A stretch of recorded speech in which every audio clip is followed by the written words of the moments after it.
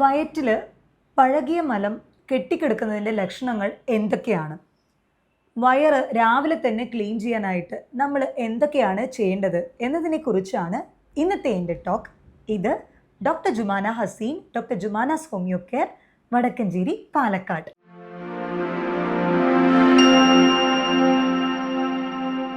നമ്മുടെ second brain എന്ന് അറിയപ്പെടുന്നതാണ് വൻകുടൽ. വൻകുടലിൽ അത്രയേറെ പ്രവർത്തനങ്ങൾ നടക്കുന്നുണ്ട്. നമ്മുടെ ശരീരത്തിന് വേണ്ട എല്ലാ പോഷകങ്ങളും വലിച്ചെടുക്കുന്നതും ഈ ഒരു വൻകുടലിൽ വെച്ചിട്ടാണ്. അപ്പോൾ ഈ വൻകുടൽ എപ്പോഴും ക്ലീൻ ആയിട്ട് ഇരിക്കുകയാണെങ്കിൽ നമ്മുടെ മൈൻഡും ക്ലീൻ ആയിട്ടിരിക്കും. ഗട്ട് ബ്രെയിൻ ആക്സസ് എന്ന് പറയും. നമ്മൾ വയറാമാശയും അതേപോലെ വൻകുടലും എത്രത്തോളം ക്ലിയർ ആയിട്ട് ഇരിക്കുന്നോ അത്രത്തോളം നമ്മുടെ മൈൻഡിലെ സ്ട്രെസ്സോ അതേപോലെ തന്നെ ടെൻഷനോ ഇതൊക്കെ തന്നെ കുറവായിരിക്കും. മൈൻഡ് ഫ്രീ ആയിരിക്കും. നമുക്ക് ജോലികളിലൊക്കെ വളരെ ആക്റ്റീവായിട്ട് ഇരിക്കാനായിട്ട് പറ്റും. ഉറക്കം എല്ലാം തന്നെ റെഗുലറൈസ്ഡ് ആവും. അപ്പോൾ ഇതിന് നമ്മൾ ചെയ്യേണ്ടത് എന്താ വെച്ചാൽ മലം പ്രോപ്പറായിട്ട് പോകുന്നുണ്ട്. പലർക്കും മലബന്ധം എന്നുള്ളൊരു ബുദ്ധിമുട്ട് കാണപ്പെടുന്നുണ്ട്, കോൺസ്റ്റിപ്പേഷൻ, മലബന്ധം. അപ്പോൾ ഒട്ടുമിക്ക ആളുകളിലും ഇത് വരാനായിട്ടുള്ളൊരു റീസൺ ഇന്നത്തെ ജീവിതശൈലിയിൽ വന്ന ഒരു മാറ്റം. കാരണം ഒട്ടുമിക്ക ആളുകളിലും വരുന്ന വർക്ക് എന്ന് പറയുന്നത് സിറ്റിംഗ് ജോബാണ്. അപ്പോൾ കണ്ടിന്യൂസ് ആയിട്ട് അതായത് പഠനങ്ങൾ പറഞ്ഞു വരുന്നത് നമ്മളിപ്പോൾ സിഗരറ്റ് സ്മോക്ക് ചെയ്യുന്നതിനേക്കാളും സിഗരറ്റ് വലിക്കുന്നതിനേക്കാളും അപകടകരമാണ് നമ്മൾ സ്ഥിരമായിട്ട് ഒരുപാട് നേരം ഇരുന്ന് ജോലി ചെയ്യുന്നത്. അത്രയധികം അപകടകാരിയാണ് ഈ ഒരു സിറ്റിംഗ് ജോബ് എന്ന് പറയുന്നത്. അപ്പോൾ ഈ 4-5 മണിക്കൂർ എവിടെയും എണീക്കാണ്ട് കണ്ടിന്യൂസ് ആയിട്ട് ഇരിക്കുമ്പോൾ നമ്മുടെ അവിടുത്തെ മസിൽസുകളൊക്കെ തന്നെ അവിടെ റിലാക്സ് ആവില്ല. ഇത് കോൺസ്റ്റിപ്പേഷൻ അല്ലെങ്കിൽ മലബന്ധത്തിന് ഒരു പ്രധാന കാരണമായിട്ട് വരുന്നുണ്ട്. അപ്പം അങ്ങനെയുള്ളവരിൽ, സിറ്റിംഗ് ജോബ് ഉള്ളവരിൽ പ്രത്യേകം പറയാറുണ്ട്. ഇപ്പോൾ മലബന്ധമായിട്ട് വരുന്നവരോ അല്ലെങ്കിൽ പൈൽസ്, ഫിഷർ, ഫിസ്റ്റുല ഇങ്ങനത്തെ ബുദ്ധിമുട്ടുകളായിട്ട് വരുന്നവരിൽ നമ്മൾ അവരുടെ ജോബ് എന്താണെന്നുള്ളത് ആദ്യം ചോദിക്കും, അവരുടെ വർക്ക് എന്താണെന്നുള്ളത്. അപ്പോൾ ഇങ്ങനെ സിറ്റിംഗ് ജോബ് ആണെന്നുണ്ടെങ്കിൽ നമ്മൾ പറയാറുള്ളത് 45 മിനിറ്റിനൊരിക്കൽ ഒരു ചെറിയൊരു വാക്ക് ഒന്ന് നടന്നിട്ട് വന്ന് തിരിച്ചിരിക്കുന്നതായിരിക്കും, വർക്കിലോട്ട് വരുന്നതായിരിക്കും കുറച്ചുകൂടെ എഫക്റ്റീവ് ആവുക. മലം ക്ലിയർ ആയിട്ട് പോവാൻ, അതായത് വയറ്റിൽ കെട്ടിക്കിടക്കാണ്ട് ക്ലിയർ ആയിട്ട് പോകാനായിട്ട് നമുക്ക് രാത്രി ചെയ്യാവുന്ന ചില പൊടിക്കൈകളൊക്കെ ഉണ്ട്. രാത്രി കിടക്കാൻ നേരം ചിയാ സീഡ്സ്, ഇത് വളരെയധികം നല്ലതാണ്. ഈ ചിയാ സീഡ്സ് വെള്ളത്തിൽ ഒരു കപ്പ് വെള്ളത്തിൽ കുതിർത്ത് വയ്ക്കാം. രാവിലെ എണീറ്റ ഉടനെ വെറും വയറ്റിൽ ഇത് എടുക്കുകയാണ് എന്നുണ്ടെങ്കിൽ ഇത് ഫൈബർ റിച്ച് ആണ്, നാരധികം അടങ്ങിയതാണ്. മോഷൻ വളരെ സ്മൂത്തായിട്ട് പോകാൻ സഹായകരമാവുന്ന ഒന്നാണ്.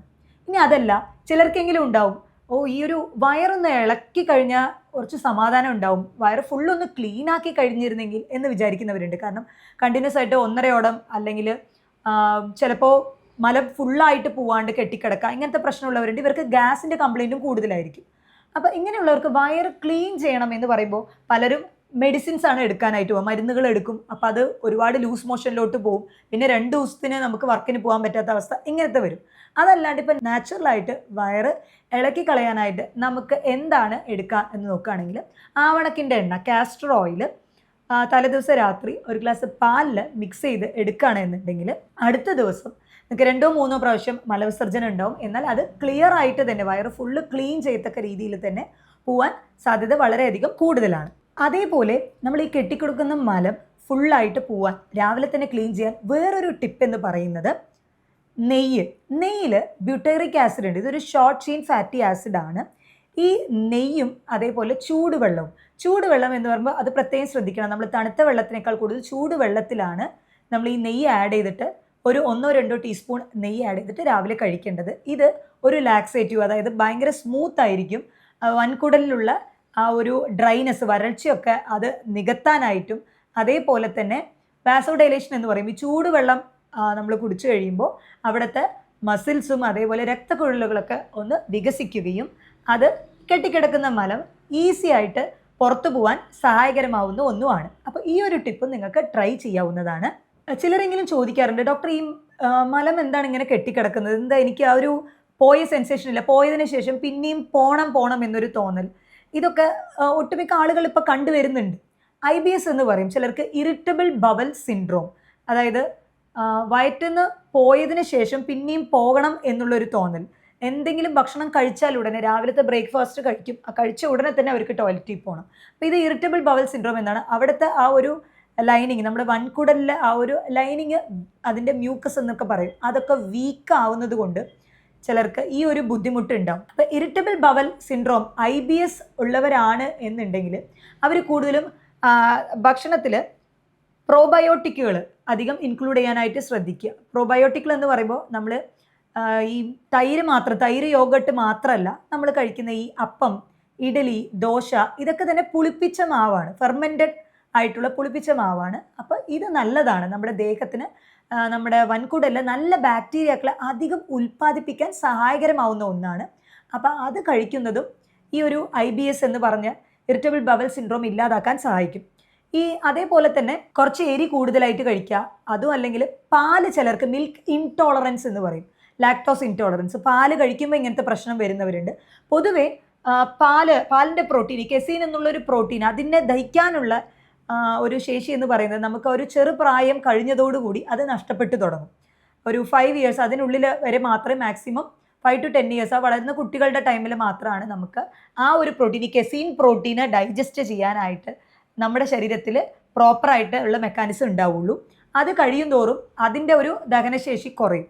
അതുകൊണ്ടാണ് പലർക്കും ഈ ഒരു പാലുൽപ്പന്നങ്ങൾ, പനീർ ആയിക്കോട്ടെ, അല്ലെങ്കിൽ പാലുമായിട്ട് റിലേറ്റ് ചെയ്തിട്ടുള്ള ബട്ടർ, ചീസ് എന്ത് കഴിക്കുമ്പോഴും ചിലർക്ക് പ്രശ്നങ്ങളുണ്ടാകും. അങ്ങനെയുള്ളവർ അത് അവോയ്ഡ് ചെയ്യാനായിട്ട് ശ്രദ്ധിക്കുക. അപ്പോൾ തന്നെ ഈ ഇറിറ്റബിൾ ബവൽ സിൻഡ്രോം IBS ഇല്ലാണ്ടാവും. പിന്നെ ചിലർക്ക്, അതായത് കണ്ടിന്യൂസ് ആയിട്ട് ചിലപ്പോൾ മോഷൻ പോകുമ്പോൾ അത് ലൂസ് മോഷൻ ആയിട്ട് തന്നെ പോകും, പിന്നെ വയറ്റിൽ നിന്ന് പോണത് ഭയങ്കര മുറുകിയിട്ടായിരിക്കും വരുന്നത്. ഇങ്ങനെയും ഓൾട്ടർനേറ്റ് ആയിട്ട് കാണിക്കും, ഒരു ദിവസം അങ്ങനെ പോകുമ്പോൾ ഒരു ദിവസം ഇങ്ങനെ പോകും. ഇതും ഈ IBSൻ്റെ പ്രധാന ലക്ഷണങ്ങളാണ്. ഈ മലം കെട്ടിക്കിടക്കുന്നവർക്ക് ഗ്യാസ് ഇടയ്ക്കിടയ്ക്ക് പോവുക, അതായത് കീഴ്വായു ഇടയ്ക്കിടയ്ക്ക് പോകുമ്പോൾ ഭയങ്കര ഒരു ഫൗൾ സ്മെല്ല് വരും. അപ്പോൾ എന്തുകൊണ്ടാണ് ഈ ഒരു കീഴ്വായു സാധാരണഗതിയിൽ പോകുന്നത് നല്ലതാണ്, എന്നാൽ അതിന് ഒരു അസഹനീയമായിട്ടുള്ള സ്മെല്ല് വരാറുണ്ട്. അതിന് മെയിൻ കാരണം ഹൈഡ്രജൻ സൾഫൈഡ് എന്നുള്ള അതിൻ്റെ ഒരു കെമിക്കലിൻ്റെ ഉൽപ്പാദനമാണ്. അത് നമ്മുടെ ഈ കെട്ടിക്കിടക്കുന്ന മലത്തിൽ ബാക്ടീരിയകൾ കൂടുതലായിട്ടും വരും.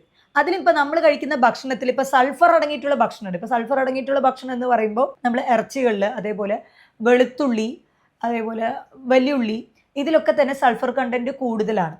അപ്പോൾ ഇങ്ങനത്തെ ഭക്ഷണങ്ങൾ കഴിക്കുമ്പോൾ, അതേപോലെ പാലുൽപ്പന്നങ്ങളും ഇതിലൊക്കെ സൾഫർ അടങ്ങിയിട്ടുള്ളതുണ്ട്. ഇത് കഴിക്കുമ്പോൾ കൂടുതലായിട്ടും ഈ ഒരു വായുശല്യം ശ്രദ്ധിച്ചു കഴിഞ്ഞാൽ തന്നെ അറിയാം. വായുശല്യം ഉള്ളവർക്ക് ഇത് കഴിക്കുമ്പോഴായിരിക്കും ഗ്യാസിൻ്റെ ബുദ്ധിമുട്ട്, കീഴ്വായുശല്യം ഇതൊക്കെ വളരെ കൂടുതലായിട്ട് കണ്ടുവരുന്നത്. അപ്പോൾ അങ്ങനെ ഉള്ള ഭക്ഷണങ്ങളുടെ അളവ് കുറയ്ക്കാം. ഫുള്ളും കഴിക്കേണ്ട എന്നല്ല പറയുന്നത്, അതിൻ്റെ അളവ്, ഇൻടേക്ക് കുറയ്ക്കാനായിട്ട് ശ്രദ്ധിക്കാം. പിന്നെ ചിലർക്കെങ്കിലും ഉള്ളതാണ് ഏമ്പക്കം ഇടയ്ക്കിടയ്ക്ക് വരിക. അപ്പോൾ ഇത് ദഹനത്തിൽ വരുന്ന ദഹന പ്രക്രിയയിൽ വരുന്ന ഒരു സന്തുലിതാവസ്ഥ അതിനെ നഷ്ടപ്പെടുന്നത് കൊണ്ട് തന്നെയാണ്. എപ്പോഴും ഭക്ഷണം കഴിക്കുമ്പോൾ, ഇപ്പോൾ ഒരു വായാണ് നമ്മൾ കഴിക്കുന്നതെന്നുണ്ടെങ്കിൽ അത് പെട്ടെന്ന് ഇപ്പോൾ 15 മിനിറ്റിനുള്ളിൽ തന്നെ ഭക്ഷണം കഴിക്കുക, അങ്ങനെ ഒരു ലെവലല്ലാണ്ട് ഓരോ വായും, ശരിക്കും പഠനങ്ങൾ പറഞ്ഞു വരുന്നത് ഓരോ വായും 30 പ്രാവശ്യം അല്ലെങ്കിൽ 32 പ്രാവശ്യം ചവച്ചരയ്ക്കണമെന്നാണ്. അത്രയും പറ്റിയില്ല എന്നുണ്ടെങ്കിലും മാക്സിമം ഒരു 10-15 പ്രാവശ്യമെങ്കിലും ചവച്ച് അരച്ച് നമ്മൾ കഴിക്കുകയാണ് എന്നുണ്ടെങ്കിൽ ഈ ഒരു കീഴ്വായു ശല്യമായിക്കോട്ടെ, അതേപോലെ തന്നെ ഏമ്പക്കം ഇടയ്ക്കിടയ്ക്ക് വരുന്നത്, ഇതൊക്കെ പരമാവധി ഒഴിവാക്കാനായിട്ട് സാധിക്കും. അതേപോലെ വൻകുടലിൽ മലം കെട്ടിക്കിടക്കുന്നത് തടയാനായിട്ട് നമ്മൾ ഓരോ ഭക്ഷണത്തിന് ശേഷം ഒരു 5 മിനിറ്റെങ്കിലും നടക്കുന്നതും വളരെയധികം ഉപകാരപ്രദമാണ്. സിറ്റിംഗ് ജോബിലുള്ളവരാണെങ്കിലും അല്ലാത്തവരും തീർച്ചയായിട്ടും ഒരു ദിവസം 30 മുതൽ 40 മിനിറ്റ് നേരം നടത്തം നിർബന്ധമാണ്. അങ്ങനെ ആയിക്കഴിയുമ്പോൾ തന്നെ നമുക്ക് അവിടുത്തെ മസിൽസുകളൊക്കെ ഒന്ന് അയഞ്ഞു വരും.